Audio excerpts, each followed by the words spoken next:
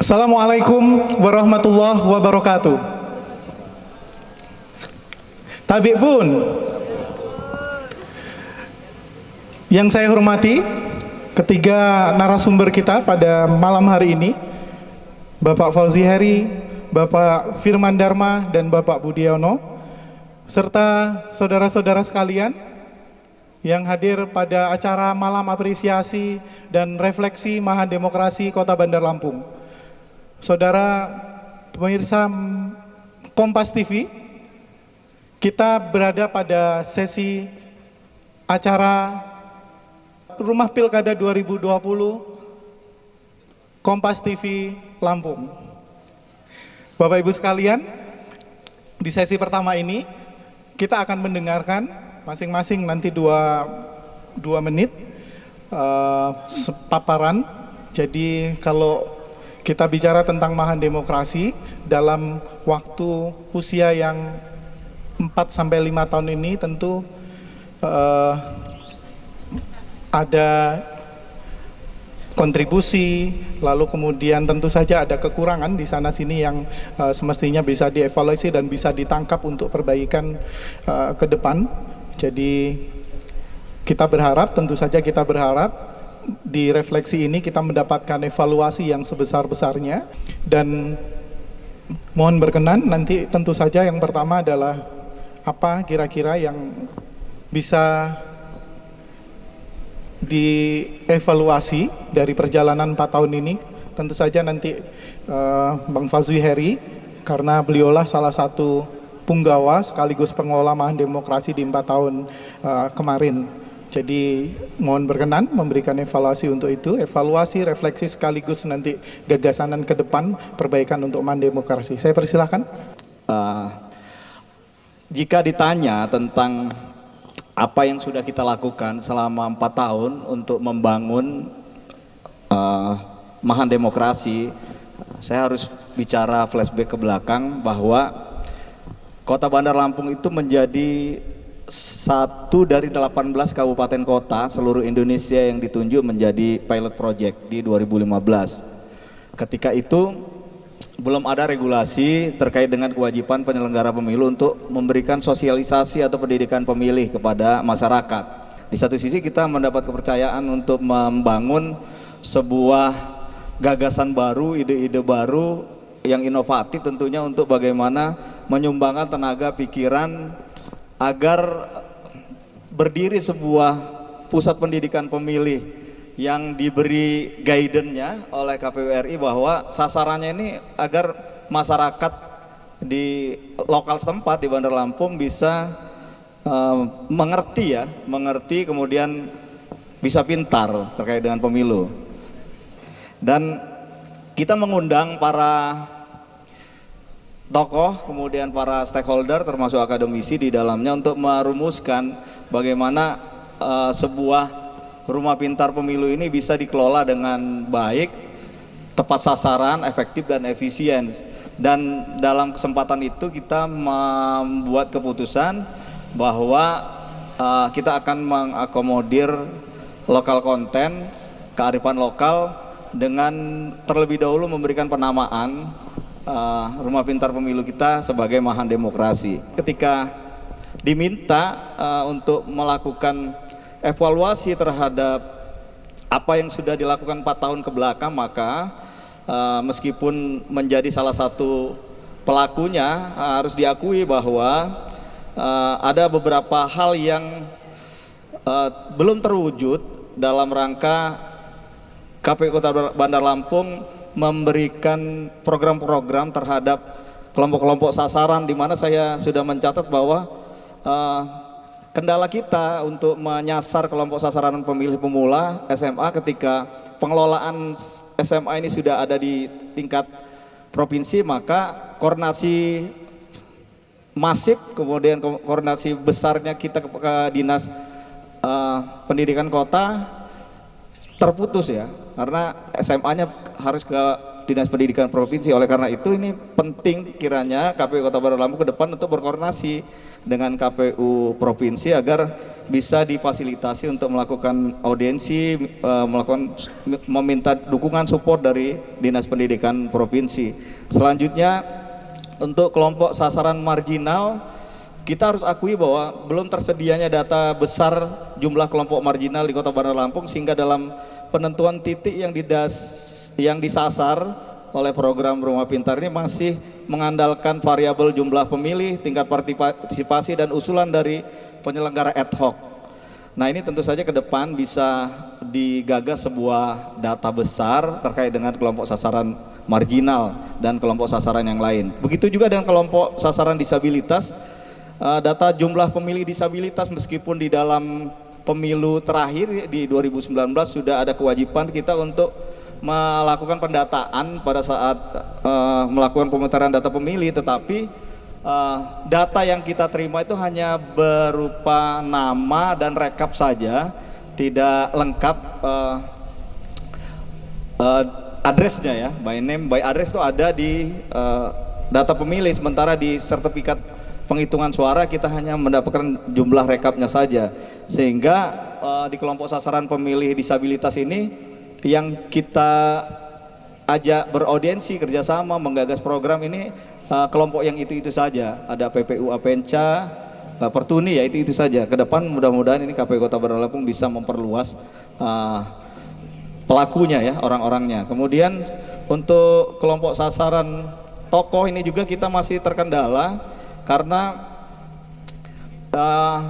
kita agak kesulitan untuk mendesain program kerja terkait dengan tokoh masyarakat, tokoh agama, tokoh pemuda ini dengan efektif dan efisien.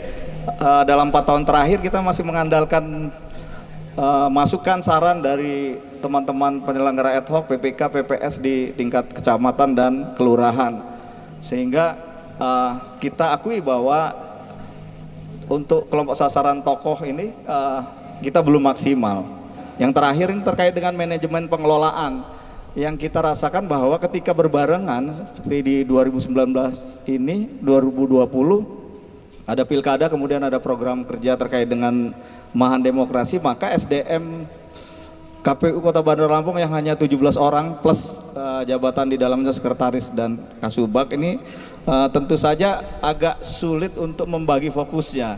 Terlebih lagi di sekretariat KPU Kota Bandar Lampung itu belum ada jabatan fungsional yang menugaskan penyuluh ya, penyuluh pemilu yang menjadi pemandu di Mahan Demokrasi ini. Mudah-mudahan ke depan ini bisa diusulkan, karena kita mendapat informasi akan ada jabatan fungsional di KPU seluruh Indonesia, termasuk di KPU Kota Bandar Lampung tentunya. Itu yang menjadi catatan dari saya sebagai pihak ya, orang yang pernah menggagas Mahan Demokrasi ini. Semoga ke depan ini bisa dikembangkan lagi dan bisa baik lagi, sehingga masyarakat Kota Bandar Lampung seperti yang disampaikan oleh Pak Wali Kota tadi bisa cerdas, kemudian bisa memilih pemimpin dengan baik tanpa ada embel-embel diberikan sesuatu. Itu yang bisa saya sampaikan sebagai materi saya. Terima kasih. Wassalamualaikum warahmatullahi wabarakatuh. Waalaikumsalam warahmatullahi wabarakatuh. Baik, untuk melengkapi dari paparan narasumber kedua, saya persilahkan mungkin secara berurutan saja. Silakan Bang Budiono. Bicara demokrasi, bicara rumah demokrasi, bicara Mahan, ya. Tadi ada pesan yang sangat mendalam yang disampaikan Pak Wali Kota tadi, yang justru pesan itu disampaikan kepada penyelenggara, baik itu KPU maupun Bawaslu. Karena ujung-ujung demokrasi ini adalah program rumah demokrasi, rumah pintar, apalah itu programnya, pada intinya bagaimana menghasilkan demokrasi yang berkualitas, bukan hanya tingkat partisipasi masyarakat di dalam proses pemilu, baik itu pemilu legislatif maupun pemilu kepala daerah, tetapi pada intinya bagaimana pemilu itu berintegritas. Dan salah satu penopang pemilu berintegritas itu adalah penyelenggaranya. Tadi pesan yang sangat-sangat baik tadi saya disampaikan Pak Wali Kota tadi. Karena memang apalagi kita mau masuk pemilu kada Kota Bandar Lampung yang salah satu kabupaten kota yang akan melaksanakan pilkada di Provinsi Lampung. Jadi menurut saya apapun itu program, tapi bagaimana mendidik masyarakat, mendidik pemilih supaya pemilih ini cerdas. Bukan bagaimana cara memilih, ya, bagaimana memilih dengan hati. Ya. Karena memang kalau pemilih itu tidak dengan cerdas, ya tadi yang diperkirakan bahwasanya Indonesia akan hancur. Ya. Nah, ini kita amanahkan penyelenggara ini kepada Bawaslu dan KPU, dan amanah lembaga yang punya slogan integritas itu adalah KPU dan atau lembaga penyelenggara pemilu. Di situ ada Bawaslu, di situ ada KPU, di situ ada DKPP.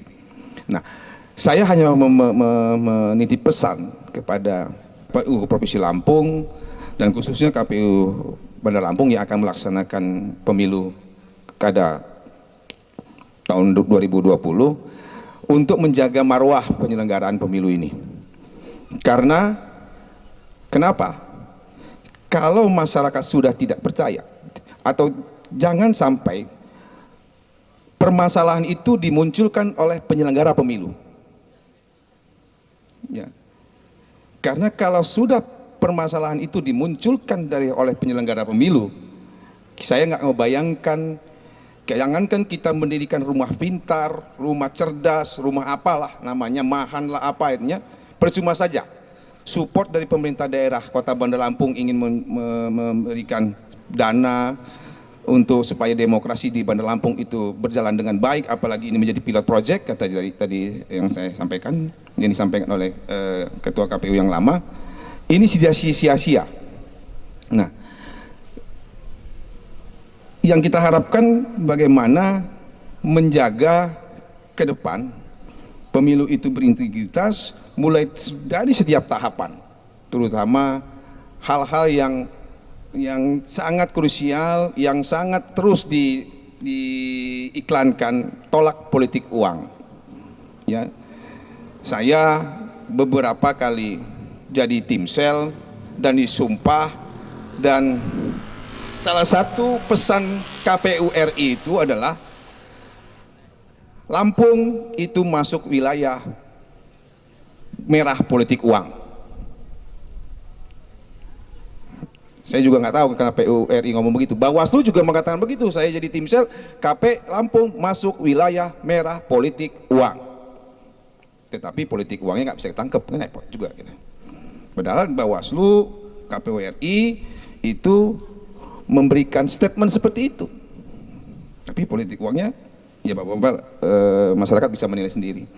Nah, ke depan pemilu ke depan ini, pilkada ke depan ini, saya sekali lagi kepada KPU Kota Bandar Lampung, saya masih percaya Anda bisa memegang amanah ini dengan baik.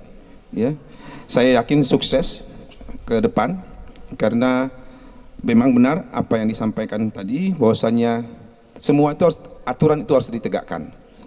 Ya, cuman memang kita akui dalam proses pemilu ini banyak kekurangan-kekurangan, terutama di aturan-aturan di undang-undang pemilu. Ya, saya beberapa kali jadi saksi ahli, kesian juga ya Bawaslunya ketika sudah masuk unsur tiba-tiba nggak jadi kena keterbatasan waktu. Jadi korelasinya dengan demokrasi rumah pemilu ini menurut saya percuma kita membangun program-program seperti ini kalau tujuan akhirnya itu tidak menghasilkan pemilu yang sangat berintegritas. Dengan pemilu yang berintegritas kita akan menghasilkan pemimpin juga yang punya integritas. Pemimpin itu harus punya integritas. Itu yang bisa saya sampaikan. Terima kasih. Wassalamualaikum warahmatullahi wabarakatuh. Kalau istilah refleksi ini semuanya sudah direfleksi oleh narasumber kita yang kedua. Kepalanya direfleksi, badannya, kakinya semuanya sudah mendalam, dan untuk melengkapi refleksi sekaligus evaluasi untuk bahan pembelajaran Mahan Demokrasi di 5 tahun ke depan. Mohon berkenan narasumber yang ketiga kita, Dr. Fitra Dharma, untuk memberikan paparannya. Saya persilahkan. Saya sengaja minta yang ketiga karena memang mungkin kalau dua narasumber ini kan perspektifnya penyelenggara dan hukum lah ya. Nah, saya sebagai orang ekonomi, kan latar belakang saya ekonomi, mungkin saya melihatnya dari perspektif ekonomi. Pemilihan langsung, direct election itu, apakah dia pemilihan umum, pemilihan pilkada atau pemilihan presiden ataupun yang legislatif, ketika dia langsung dilakukan, yang memilih itu adalah rakyat, sebenarnya dia bisa mendorong ekonomi menggeliat. Ketika mau ada kontestasi itu kan banyak orang yang kampanye, banyak banner-banner, kemudian ketemu orang segala macamnya. Itu ada orang beli banner, melakukan konsumsi segala macamnya, itu kan akan membuat ekonomi bergerak. Artinya pemilihan langsung itu dalam walaupun banyak penyakit sosialnya, masih lebih baik daripada yang indirect election. Kalau indirect yang dipilih oleh anggota dewan ataupun itu hanya dinikmati oleh segelintir orang. Kalau langsung itu banyak orang yang menikmatinya. Nah, kebetulan riset saya sebenarnya bicara soal pemilu kada. Dari 2010 sampai 2012 itu pemilihan kepala daerah itu 60% lebih kepala daerah itu menang kembali untuk periode kedua. Kenapa? Karena ternyata yang menang itu adalah yang kinerjanya bagus. Jadi walaupun kinerjanya bagus, walaupun kemudian ada money politik, bansos segala macam, tapi kalau kinerjanya tidak bagus, itu dia kan tidak terpilih kembali. Nah, itu kan menunjukkan bahwa pelan-pelan sebenarnya masyarakat ini sudah berpikir bahwa mereka itu menilai politisi, kemudian kepala daerah ataupun siapapun itu kalau melayani rakyat dengan baik, mendapat manfaat, masyarakat itu mendapat manfaat, itu akan dipilih kembali. Nah, itu berarti PR bagi legislator ataupun kepala daerah untuk bekerja melayani rakyat dengan baik. Karena walaupun Anda menggelontorkan money politik banyak, tapi kalau tidak bekerja pasti dia akan tidak terpilih. Kemudian yang sederhana itu kan sebenarnya ketika orang milih itu, orang rasional itu kan milih bahwa siapapun yang dipilih dia itu adalah orang yang memberi manfaat kepada si pemilih. Manfaat itu ada jangka pendek ataupun jangka panjang. Jangka pendek itu ya money politik, bagi-bagi sembako segala macam lah. Jangka pendek itu kan. Jangka panjangnya misalnya ini kandidat punya program yang bagus, dia punya rekam jejak yang bagus, program yang bagus, bisa concern terhadap rakyat. Itu jangka panjangnya. Nah, hari ini sebenarnya kalau kita lihat ya, partisipasi pemilu itu kan sebenarnya lebih banyak yang, mohon maaf, yang kalau dari sisi ekonomi mungkin menengah ke bawah itu yang lebih concern memilih. Masyarakat yang middle up itu kadang-kadang males, bukan kadang-kadang ya, hampir banyak yang golput karena mereka tidak mau. Nah, PR mungkin bagi rumah Mahan Demokrasi ini adalah bagaimana kita membangun sebuah program bahwa memang yang untuk memilih pemimpin itu adalah orang yang bisa memberikan manfaat jangka panjang. Mungkin banyak medianya ya. Jangan, kalau sekarang kan media itu cara sosialis itu mungkin bertemu dengan orang, dengan kelompok orang. Sekarang kan kita sudah punya banyak media nih. Zaman 4.0 ini kan bisa melalui FB Ads, bisa melalui YouTube segala macamnya. Kita buat video-video pendek bahwa kalau Anda itu dapat uang 100.000 pada saat pemilu kada, tapi kalau misalnya dalam 5 tahun ke depan pelayanan buruk, pelayanan pemerintah buruk, kesehatan tidak diperhatikan, pendidikan tidak diperhatikan, jalan-jalan pada rusak, sebenarnya lebih dari 100.000 yang Anda keluarkan uang pribadi ketika Anda memilih pemimpin yang salah. Kemudian juga itu yang untuk fokus ke pasar-pasar yang menengah ke bawah. Kemudian yang menengah ke atas mungkin PR-nya adalah bagaimana mereka ini diajak untuk bahwa ketika memilih pemimpin itu ada dampak juga terhadap mereka. Kalaupun tidak punya dampak langsung terhadap masyarakat itu, saudara-saudara Anda, misalnya saudara-saudara kita yang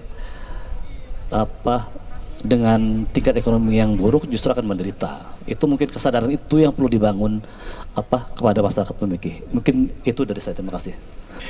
Baik, Bapak Ibu sekalian, kita jeda sejenak.